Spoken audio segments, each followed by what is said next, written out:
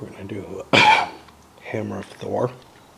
It's a game a couple of buddies of mine back in Buffalo, long ago.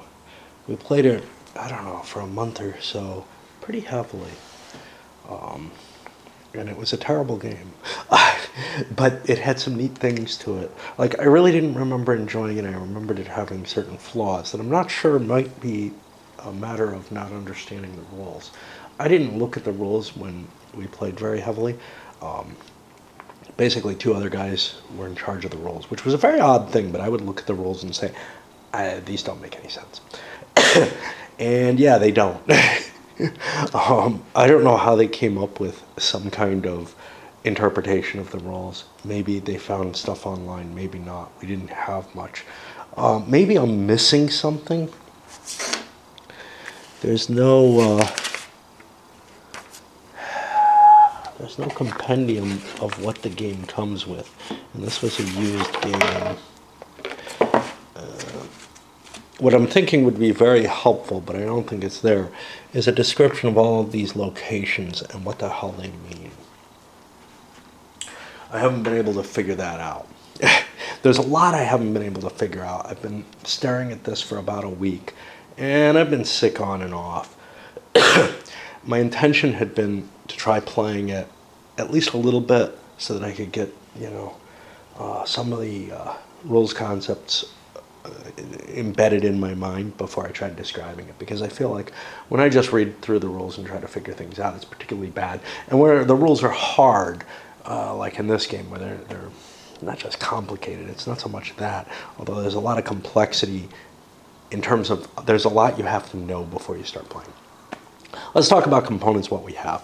We have this lovely map, which is barely understandable, and I'm not sure, but I believe actually, I don't even know how to read it. I think the locations are these stars traveling by the white things. I think the little arrows are indicating something else, but I don't know. Like where it says Godheim, there's an arrow coming out this way, an arrow coming out that way. I really don't know what this is supposed to represent.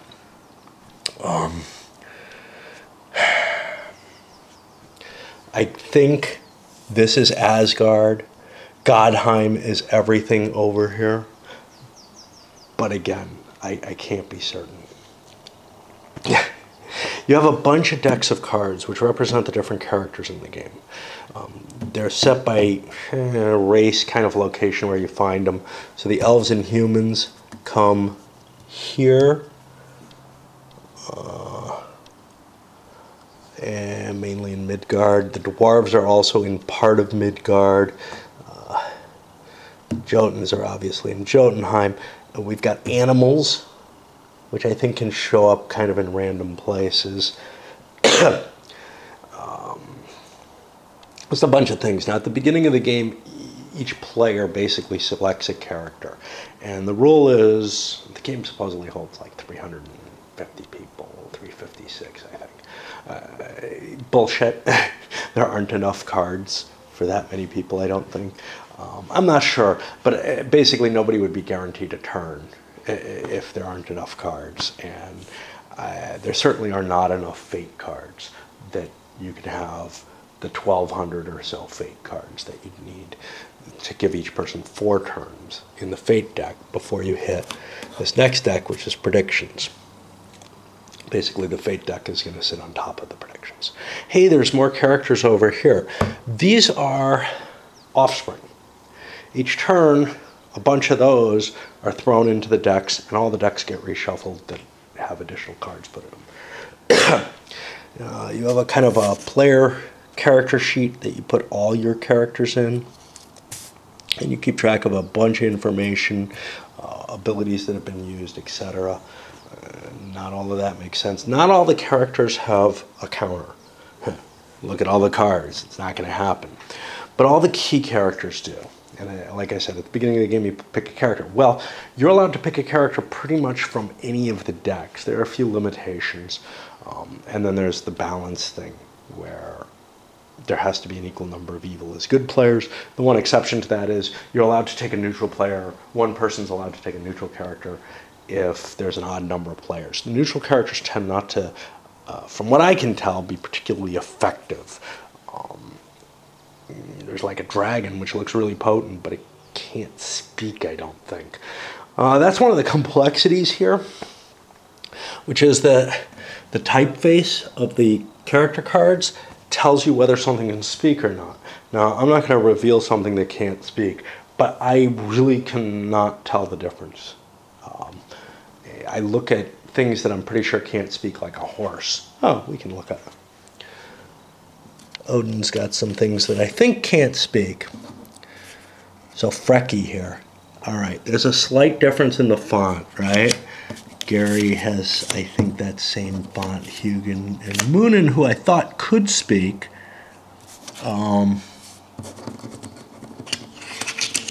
but they appear not to be able to either. All right. The character counters, and I've picked which characters I'm going to use, get placed on the board. We'll talk about that. We'll try to forge our way through the rules. There's these runes, which, again, I don't know how they come into play. There's items. There's two kinds of items, magic items and forged items. What I thought was the difference was that forged items were things you get to make during the game, and you get to kind of pick what you want if you use a smith.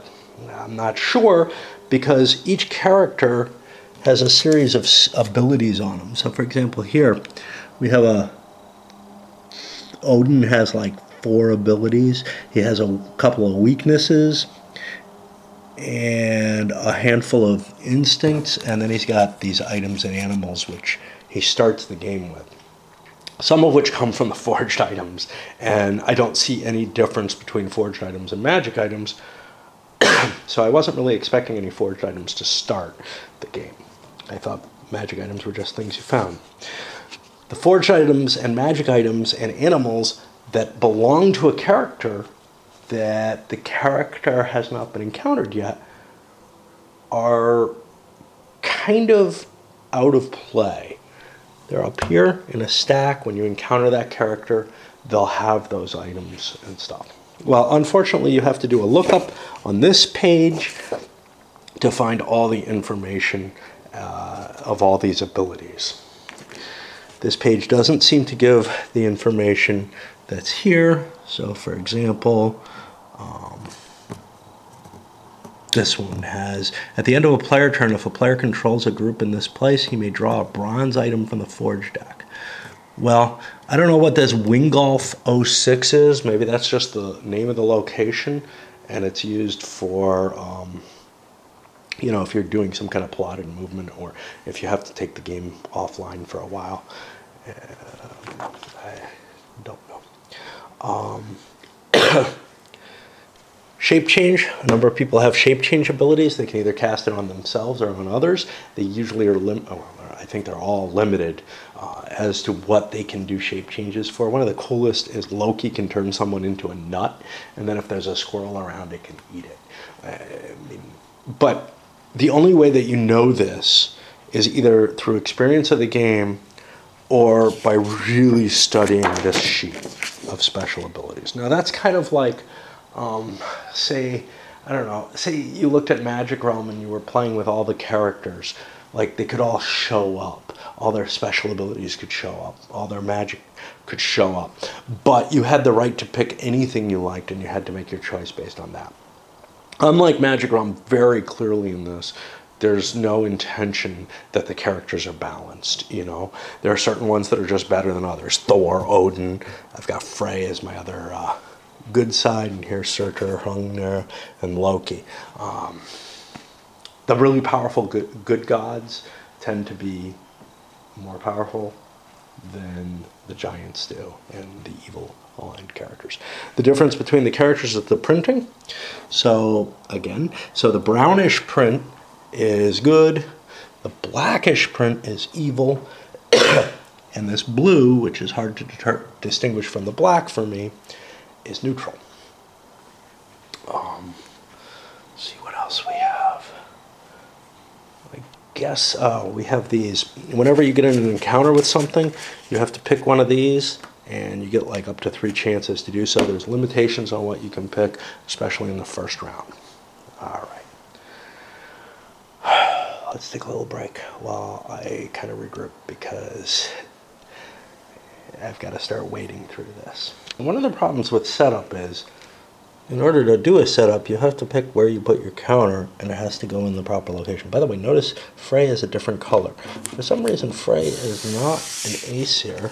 He is a Vanir, which I did not realize. I thought he was one of the Aesir. Both Frey and Freya.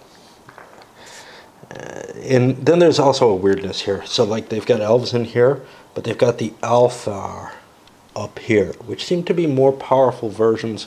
I don't know if those are the gods of the elves or something like that, or elder elves, or I'm really not that familiar with my Norse mythology, as you will see as we play. Okay, so one of the problems is in this initial setup, when you dig out your cards and make your choices, you have to decide where to put your counter. So Thor can go in any of these brown spaces. Well, I don't know the advantages to one over the other. There's things like the sea, there's a 4 here. Until I find that out, I don't feel like I can make a rational choice. Because, you know, I want to be able to improve the group I have. So until I see what those values mean, which I have not been able to find in all, I mean, I've read the rules twice now. I have not been able to find them. And when you start giving me information that doesn't make sense, like the numbers on here, without a description of it, like these names here, I start to get really, really confused. Oh, one thing I forgot to mention. This is the Helheim death. Whenever anybody dies, they go in there, and then they might come back. If you go to hell.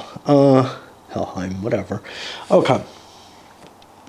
If you visit hell in Helheim. Okay, set up character sheet. They seem to indicate that you're supposed to record some information on here. I don't know what you put. You put the number of the character, and that's about all you can put there. So everybody's going to have, I'm not going to use these. I'll use scrap because those, I don't know. All right.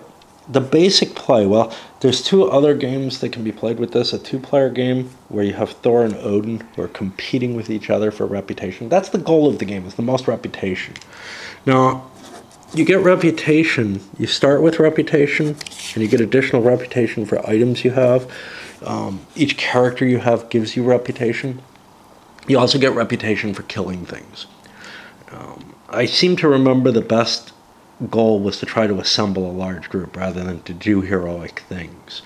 But getting items is nice too, because at the end of the game you're going to go to Ragnarok. Well, maybe. Some characters don't. Everybody I've got selected here goes to Ragnarok because it's too big of a negative to not go to Ragnarok and be able to score points. So you want your main character to go there. That means none of the female characters, except some Valkyrie and stuff, which really aren't good choices, make very good first character choices.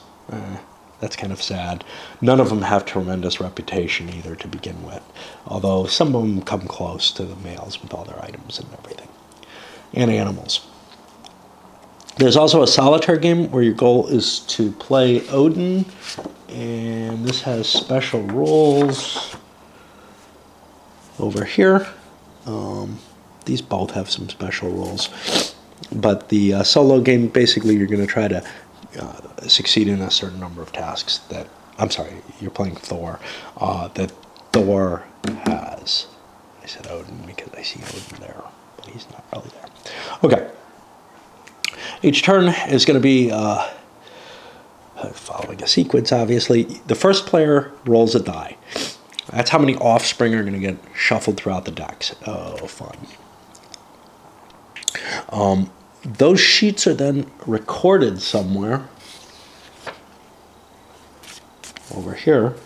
Any offspring that are in the game. I don't know why you do that. In case you've memorized the character numbers or have some kind of compendium of them, there is nothing there. So I really don't know the value of marking offspring off that way. I guess what it would help is if you accidentally have some offspring already in the deck, but I'm not going to worry about that. Okay.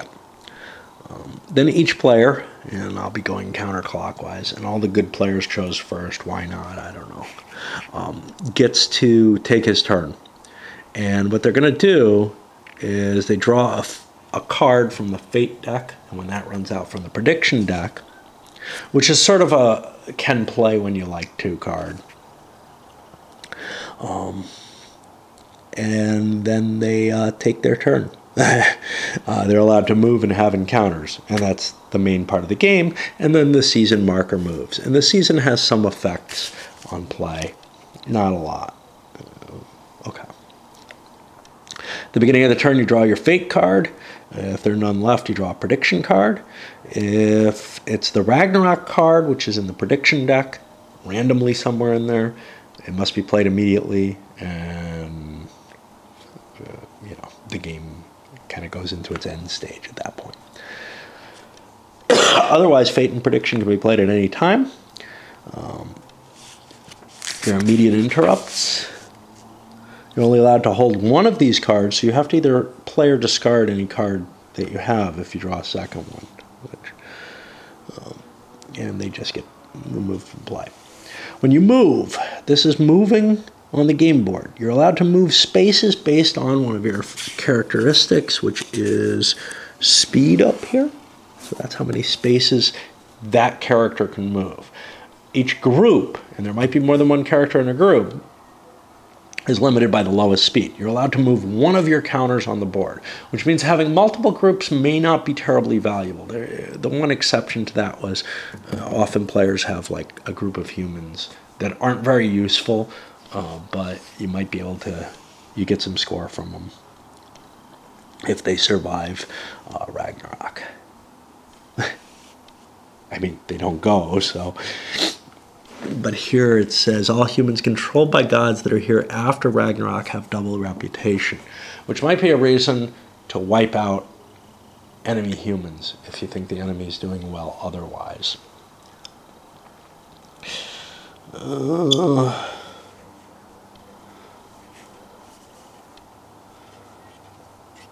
Okay. Blue spaces, and I don't know what's blue.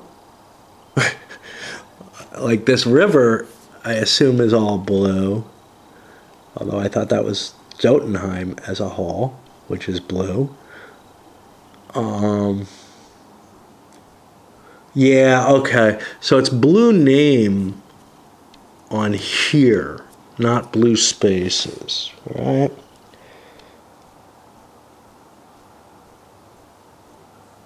One extra SP to enter each blue named place. It's if the name is blue. Every place is named, so there aren't blue unnamed spaces. Well, maybe every place isn't named. These aren't. Yeah, sucks to be me. Okay, whatever. It costs you an extra speed if you do an evasion, unless you have no speed left, in which case you're not going any further anyway. It costs you an extra speed if you want to move with caution. You spend this at the beginning of your move. This will allow you to move your counter without rolling for random encounters. But you may want random encounters. Random encounters are how you get more glory and stuff. But if you're pretty beat up and need to get to a healing place, moving with caution might make sense. It costs extra speed if you want to search a place. Search allows you to find items, runes, etc. With search, there's always something or someone to be found. Okay, well, I don't remember rules on that, but it costs an extra speed for a counter to reconnaissance the next space. This either succeeds or fails. If you roll less than or equal to the senses of a character in the group, all the characters in that group have a reaction value, another one of these things, which is 3 better than the printed reaction on the first round of the encounter. This will allow them to act more quickly in any kind of encounter choices. In addition, all characters in the group encountered may not use invisibility for that encounter, which is just an ability. Okay, counters can move from a star to another star or circle to another circle if they're connected by a line. Line is not defined here, and I thought these were also lines. I don't think they are. I think those are just, there's some connection between the box and the space. Usually it's the name, but like Helheim over here, the deck is over there. There's no room to put the cards in the deck there, but that's where they go. That's important, actually, that they are on the board, because things that are on the board are treated differently than things that aren't on the board in terms of card stacks. I saw that in the questions. The stars are connected into constellations. They're seen from the northern countries, so they should be somewhat familiar. Yeah, okay. I mean, like, here's a dipper, right? Okay. But these are not necessarily the modern constellations, the Norse interpretation of them. The stars shouldn't have moved too much. I don't think this is at a level of detail that would show that difference particularly well. Okay. Projection movement. You can move from lowercase lettered places to the same uppercase lettered place. Okay, so this is one of the values here. So this space has a lowercase g. So if I can find an uppercase g, I can kind of fly there or teleport there or whatever. Unfortunately, you start to give me that kind of additional connectivity to a graph where it's not easily represented in a visual form, and we saw that I have a real problem with that. We saw that in Web and Starship, where there was three-dimensional movement, where I can't really see the positioning. Well, here there's connectivity it's just not represented nicely enough that I can really view what these letters represent. So, like, I mean, they're barely readable. So this is W-E-J, all lowercase. I don't know that I'll be using any of that. And you have to be familiar with all the places to know where you want to move, what you want to do, what's special, right? So that's going to be a pain in the ass. But it'll come, with experience probably. So you can go from lowercase to uppercase or uppercase to lowercase, but you can't move from lowercase to lowercase or uppercase to uppercase. But you can spend 2 movement points to move from a lowercase to an uppercase back to a different lowercase with the same letter, I guess. All right. There's certain places with dark lowercase letters, W, X, and Y. These do not apply to this game. Okay, cool. These are to link into some other games that were never made.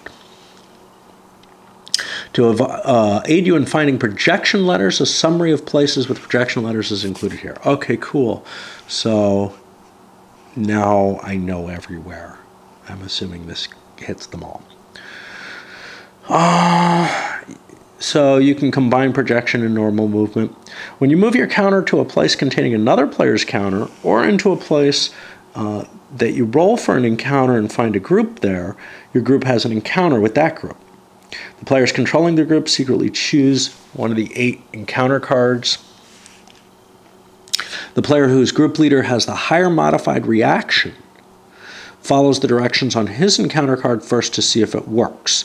If it works, the other player's reaction doesn't get a chance to go off. If it doesn't work, the other player gets a shot to get his off.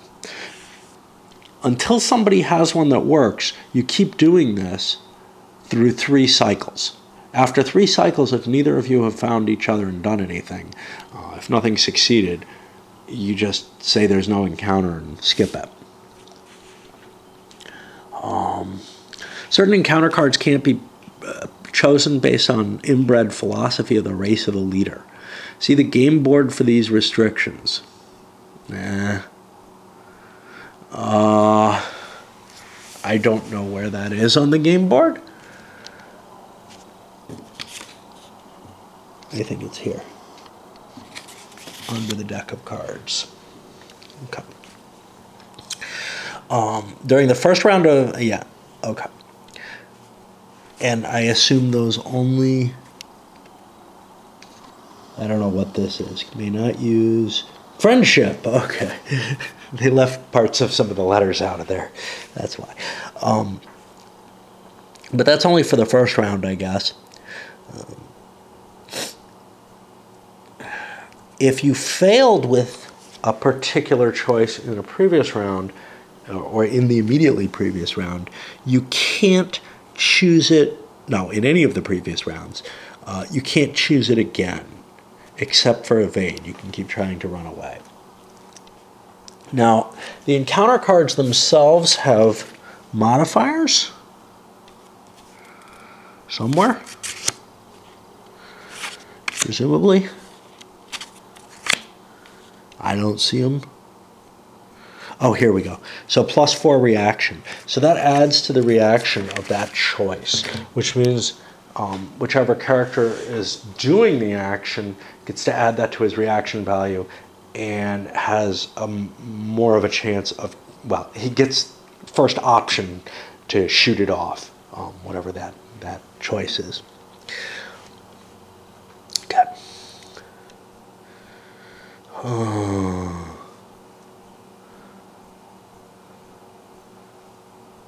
Okay.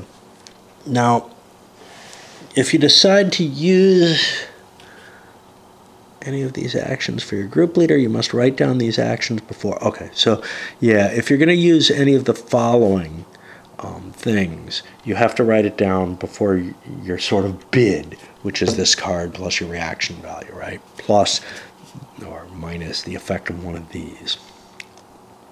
So if you use an ability of an item, the leader, revealing an item, concealing an item, or using a rune that you have, then I think you get a 1 penalty. Yeah, for each one of these, and you can only do one of each of these. If the other player's encounter card works before yours, you don't get to use yours at all. The group leader's reaction rating is what's going to be used for determining whether or not these cards get fired off. All right, when you move your counter into a place, yeah, we should have had this before, but when you move your counter into a place that's not occupied by another player's counter, you have to roll the die and look on the encounter table. And different locations, Midgard and Urdswell, are basically the big ones that are special. And then the different stars have things. So like each star has its own race associated with it if it's colored, which means you're more likely to meet that race. In fact, yeah, you can meet random races. And then you randomly determine which player is going to get the card. And this seems like a really, really complex chart. You could evenly distribute that without a problem. I don't know why you would want to use that chart for it. But anyway. You draw the cards from the top of the appropriate deck. And I think they don't get their animals and items at this point. They only get them if they end up being permanent on the thing. Yeah, they're not used for the encounter and a random encounter. If whoever gets the random encounter group gets to look at it in secret, unless the opposing player reconnaissanced it. After the first round of the encounter, though, he has to reveal the group, whether there was reconnaissance or not. At the end of the encounter, the player who's moving picked up characters from the random group that had any items or listed or animals on their cards. He gets those items and animals.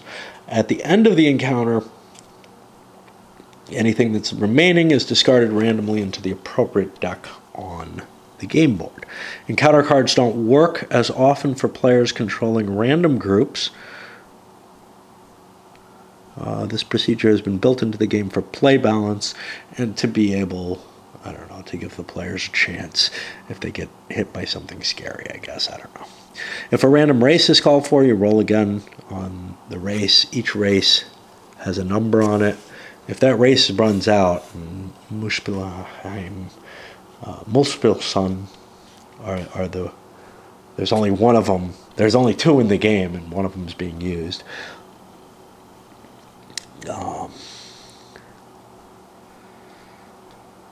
It doesn't say what to do if you don't get them. So I don't know what to do with that. It may be in the questions. Okay.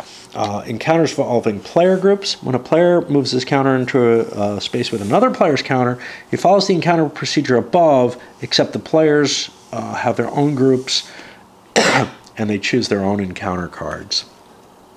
If there's two or more encounters in a space, each player rolls for his group. There will only be one encounter with that group. And you will not encounter a random encounter if there's people there. And then there's some flavor text. And we get to the description of groups, which is a good place to pause. Actual groups are going to have one character with the highest reputation who's the leader. And I think he's in the center of the group, but I'm not sure.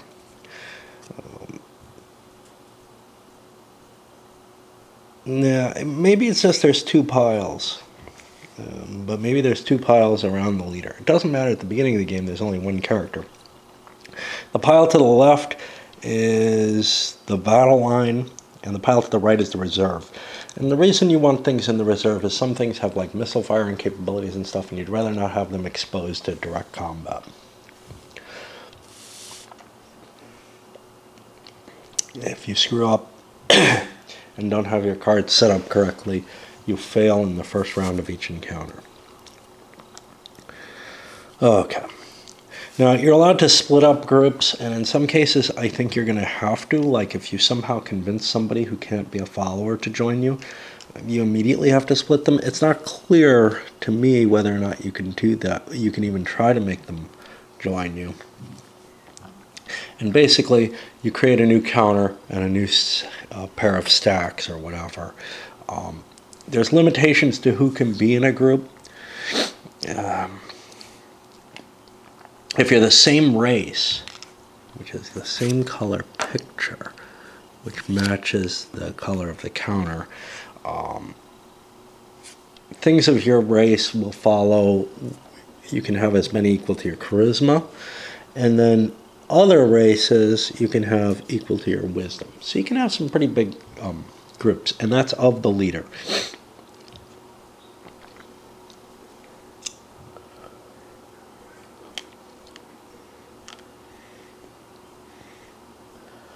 You can never have more than 3 counters that you control on the map.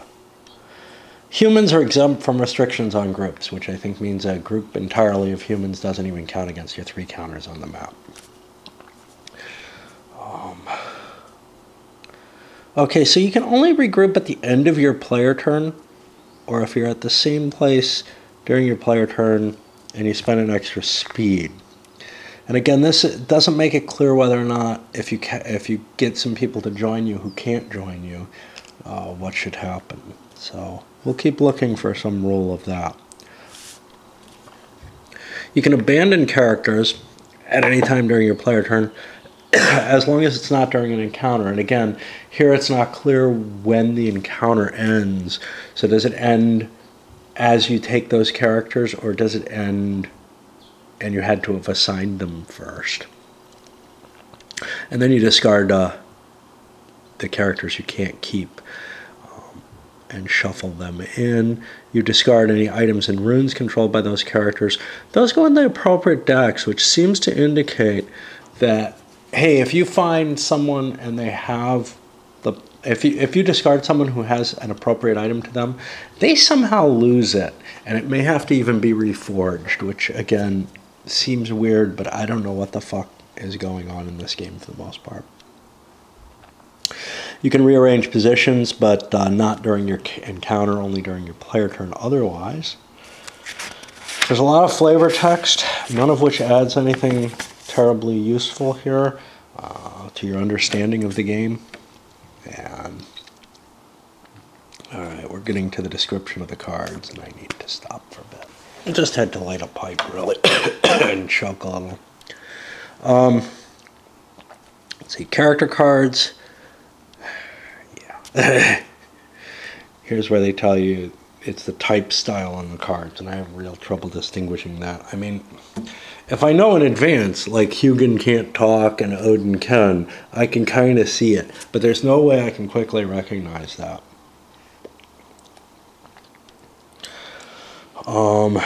Whole bunch of stuff here. Relatives are going to be mother and father. That hasn't seemed to always been the case. So for example, Freya's their sister, and that should be a friend instead, but I don't know. At least I think she is.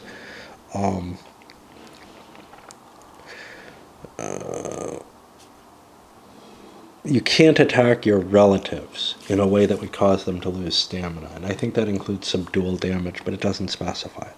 Friends include brothers and sisters. You can only attack or challenge your friends to do some dual damage, which this seems to be the more restricted. You have abilities, which again, hey, you got to be familiar with all of them, and wow, it's not going to happen, so I'm never going to enjoy this game to the degree that it should.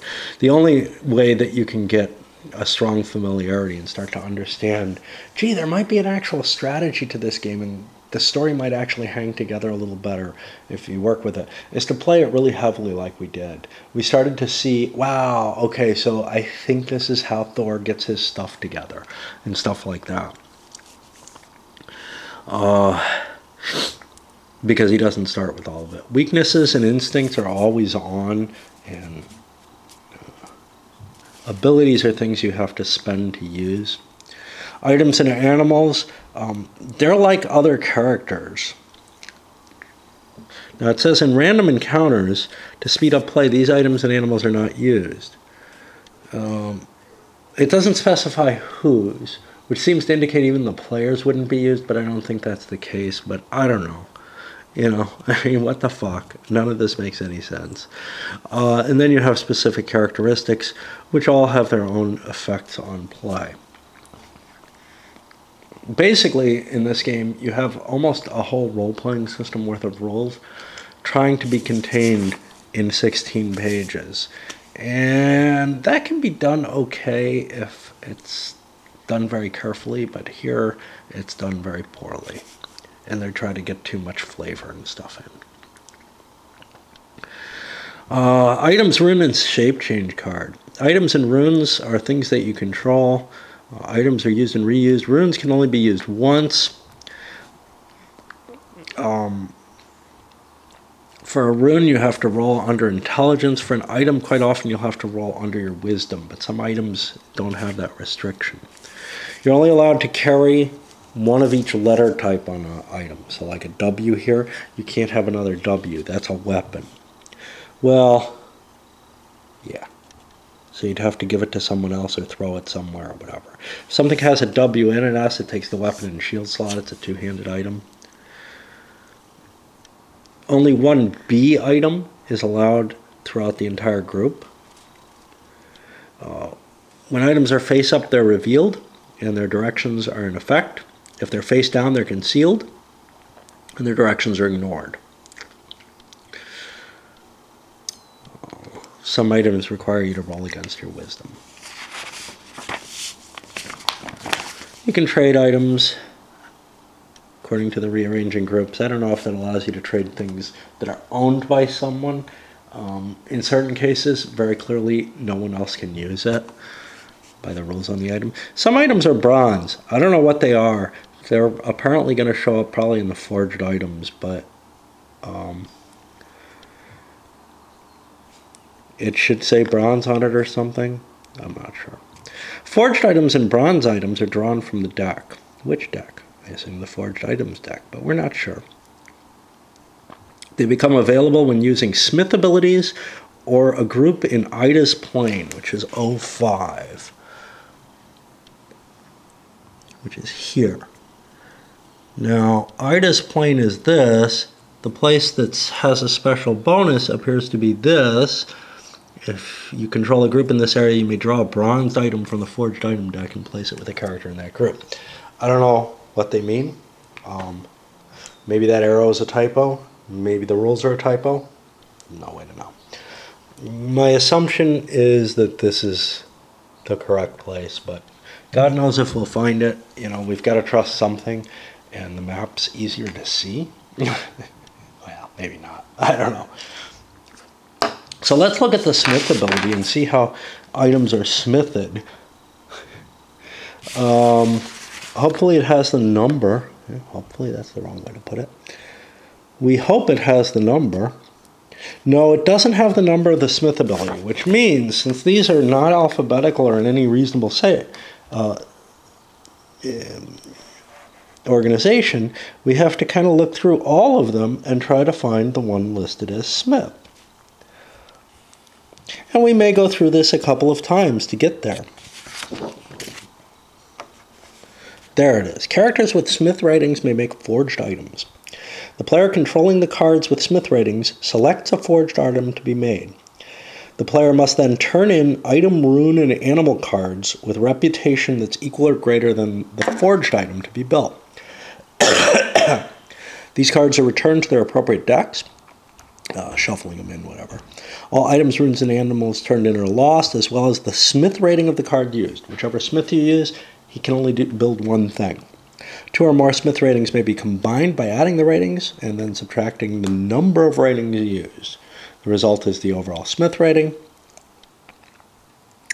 A bronzed item can be forged automatically by turning in 1 item, rune, or animal. No restriction, I guess, on the points. Remember that a smith rating of one card, of any card used to forge an item, can be used in only one attempt, and this must be noted on the character list. Now, you must roll equal to or less than the smith item to succeed in making it. And that's pretty damn hard.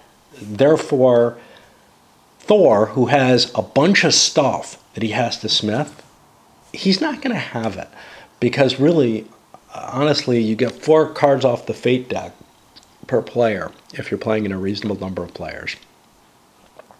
And then some share of the next deck, whatever. The dippity-doo-dah. Predictions. You get 4, you get some random number of cards off there, but eventually Ragnarok happens. And it's not that there's just one Ragnarok card. There are cards that trigger Ragnarok on the next turn and such not. So Ragnarok's pretty likely to happen once you start digging into the prediction deck. So basically you have 4 turns per player that you can guarantee that you're going to have. There are more than 4 items that Thor needs made. He needs to find the smiths. He needs to find items that he can afford to throw away to get his items. He will not be fully prepared for Ragnarok. What does that matter? Well, I don't know. Maybe nothing if you're just looking at a game. But if you're looking at trying to, you know, recreate some of the storyline and such, well, yeah, it just doesn't feel right. All right. Each magic item and forged item has a reputation. It's 1 unless it's listed on the item. And then we have specific items spelled out here for some reason, like Bark of Insanity. What the hell? Well, this gives some insanity. And it has an effect on the character who has it, I guess. I don't know. Yep. Runes are one-time spells used by characters with their intelligence or by players with sufficient luck. I don't know nothing about nothing like that. There was no discussion of luck anywhere before here. So let's look back at characteristics and see, because maybe luck can be used for anything. Accuracy, strength, agility, stamina. And we've got to do every one, and we've got to have these kind of mutated, you know, couple uppercase letters for the stat value. Just to really screw with my brain. Yeah, well, luck doesn't seem to be listed. That's great. Good thing I didn't read this at first. Yep. Okay, well, luck doesn't seem to have any effect.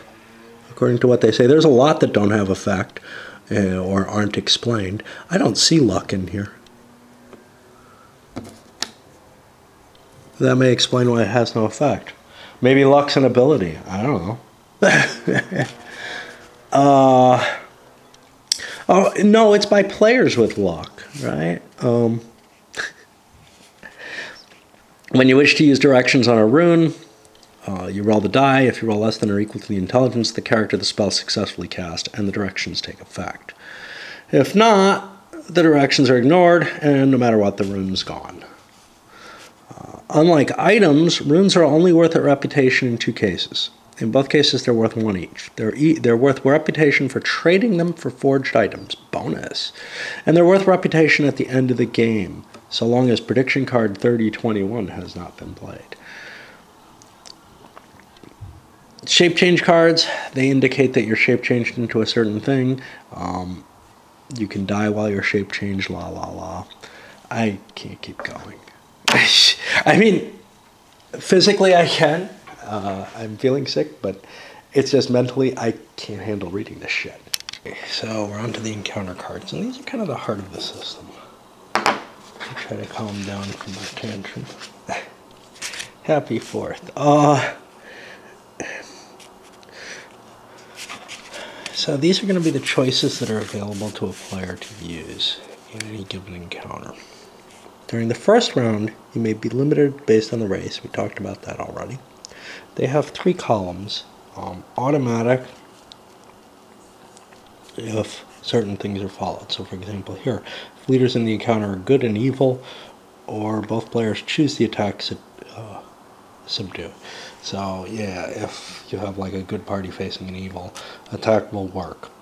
Otherwise, you have to follow this maybe column, which if you control, in this case, a group leader or animal group leader and roll a 0 or roll less than or equal to your temper, another one of these values. The player using this card controls a non-player character. The leader rolls less than or equal to his leader's temper minus the opposing leader's charisma. So it's kind of harder for your random encounters to attack you. Unless, of course, they're the wrong alignment, in which case they can get it off. Now, remember, we're worried about the reaction value. So this 5 is added in here if the leader has a bow, dart, hammer, or spear. Thrown weapons, basically. I think Mjolnir is the only hammer, I hope. I don't know how much you can throw those in general. Okay. And then the third column is if it will not work no matter what under these circumstances. So if you roll a 9 when trying to do this, it's not going to go off.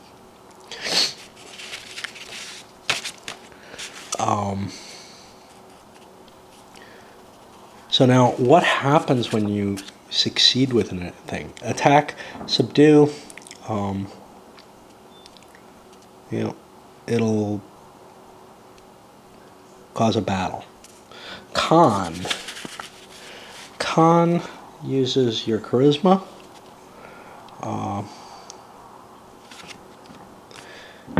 Against the intelligence of the opposing leader. If successful, the con ends the player turn, and usually there'll be an item gain for your character or group.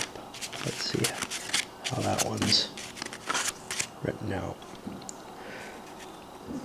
You may take a follower or revealed item from the other group and place it in your group. It ends the player turn. Now, of course, here's the question. Can you take somebody who cannot follow? I don't know what the answer to that is. And what happens if someone who cannot follow is drawn in a random encounter group? Again, the rules aren't very good at giving everything. Follower compares the reputation of the 2 leaders. The leader is the character with the highest reputation anyway, so the leader of a group cannot become a follower. The followers in his group cannot become followers either, unless that leader is killed or subdued. Characters that are of a different race than the leader can become followers. The character with the highest reputation for that race is the sub-leader. His reputation is compared to the leader of the other group. If the sub-leader becomes a follower, so do all of his subgroup. If the character is not a leader of a group but cannot become a follower, two things happen. Assuming the follower card was successful, if the character was part of a random group, it's put back in the appropriate deck.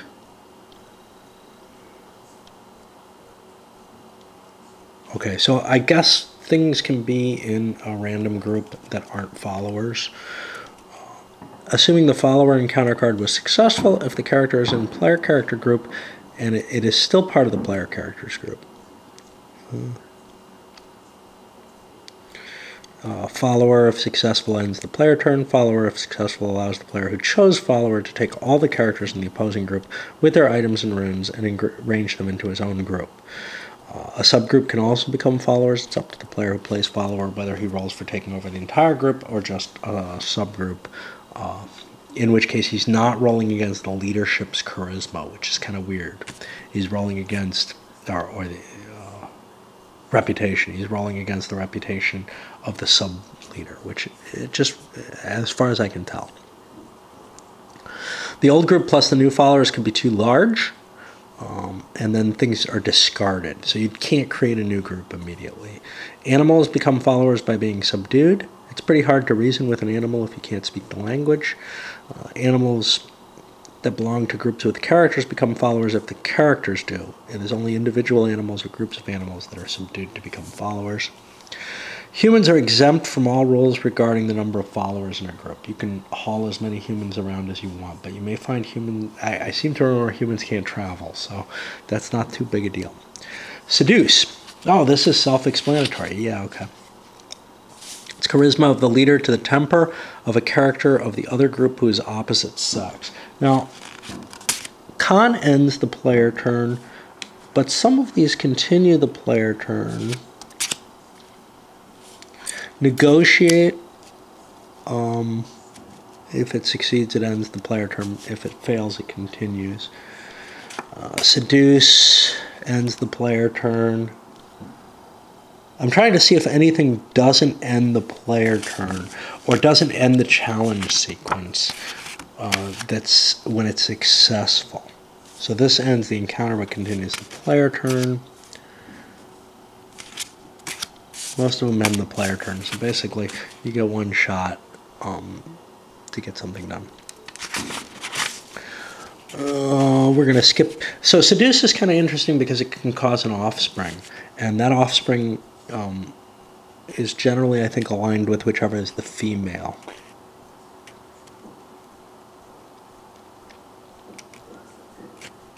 Females with asterisks automatically give birth. If there's no offspring of a particular race, nothing happens, no pregnancy. Evade is like running away. If your speed is greater than all the speeds of the opposing group, you automatically evade. Then it's a successful wisdom versus senses outlined on the encounter card, results in an evade for the entire group. The rules for governing grouping take effect before and after an encounter, not in the middle. Now, what does that mean? So that's weird because if it takes effect after the encounter, why can't you regroup after the encounter and split too large a group? Again, there are places where these rules just don't work for me. Individual characters can try to evade if they're in the reserve and they fulfill the evade encounter card conditions. Leaders can evade during a challenge if they're not in the reserve. They leave the other characters behind, and those characters all become spoils of war. And now, I don't think an evil character can lead a good character and such not. Challenge. This does one-on-one combat. The other player has to agree to it.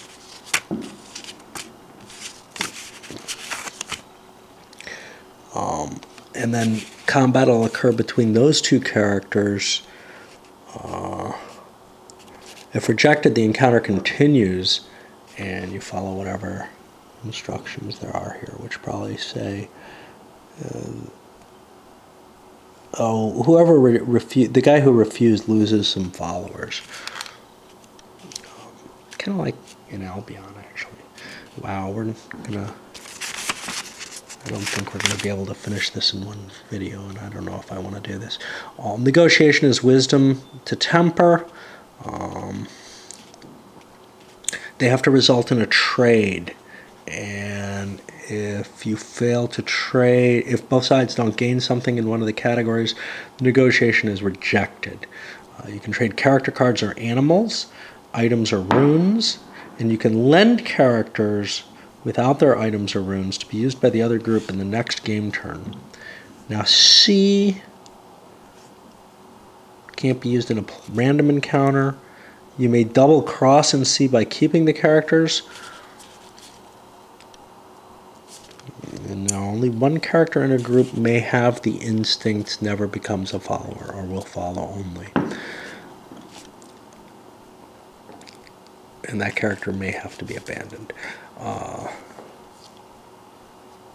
You return the characters by creating a new group with them, possibly, wherever you took them. Friendship, this compares charisma to temper of the opposing leader. It will end the encounter, but not the player turn. And I don't think it really does anything. It's just kind of like, hey, dude. Yeah, it doesn't have any real effect. Agility loss cards. The cards listing various lost agility are used only during combat. I don't know what those are. They may be runes or something like that. Okay, so here we have some information on the different areas and their colors of the spaces, which looks like it'll be valuable. It's not very detailed, though.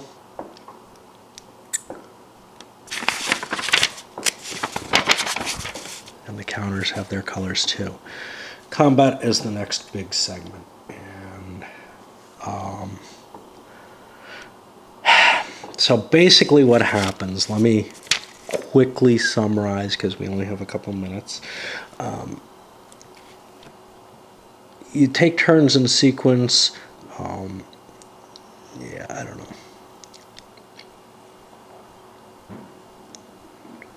The player goes first in each sequence as the player controlling the group leader with the lower reaction. If both group leaders have the same reaction, battle rounds continue until only one player is there. The sequence is attacking with any characters, revealing or concealing items, using abilities. These are the different things you can do. Attempt to use runes, or move from the battle line to the reserve, or vice versa, or attempt to evade. If you want to attack for your characters, you move the battle line pile opposite the opposing battle line pile. If the number of characters in the player's battle line pile is more than 3 times the number of characters in the opposing player's battle line, your excess characters can then attack the reserve. Characters in the reserve can attack characters in the opposing reserve if they have items or runes or abilities that allow them to do it. So you could like Chuck Mjolnir. If your attacking player's top character in the battle line attacks the top character in the opposing battle line, second character attacks the second, and so on. You can wrap around if there's outnumbered. You cannot be attacked more than 3 times in a battle round for each character. Okay, resolving the attacks. You roll to hit. If you roll a 0, you automatically hit. Otherwise, if you roll less than your accuracy minus the opposing character's agility, you hit.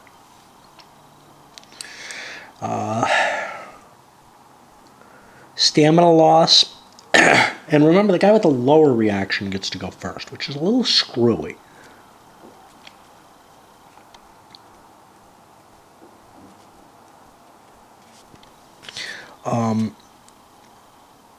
Okay. Stamina loss is of 2 types. Subdual and permanent.